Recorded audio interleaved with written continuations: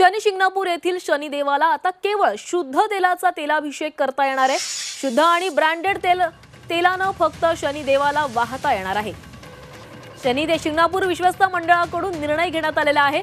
साधं तेल केमिकल युक्त असल्याने शनिदेवाच्या शिळेवर परिणाम होत असल्याची माहिती मिळालेली आहे आणि शुद्ध आणि ब्रँडेड तेलामुळे शनिदेवाच्या शिळेची हानी होऊ नये म्हणून विश्वस्त मंडळाने हा मोठा निर्णय घेतलेला आहे। शनी शिंगणापूर येथील शनिदेवाला आता केवळ शुद्ध आणि ब्रँडेड तेलाचाच तैलाभिषेक करता येणार आहे।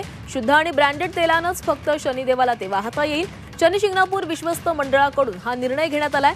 साधं तेल हे केमिकल युक्त असल्याने शनिदेवाच्या शिळेवर परिणाम होत असल्याचं समोर आलंय आणि त्यामुळे हा मोठा निर्णय घेण्यात आलाय।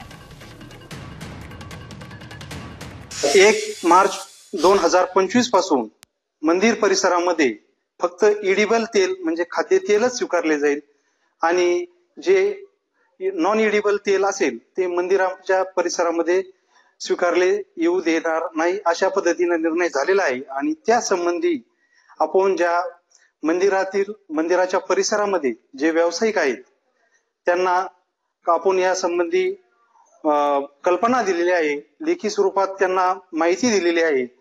त्यानुसार या निर्णयाची अंमलबजावणी 1 मार्च 2025 पासून होणार आहे।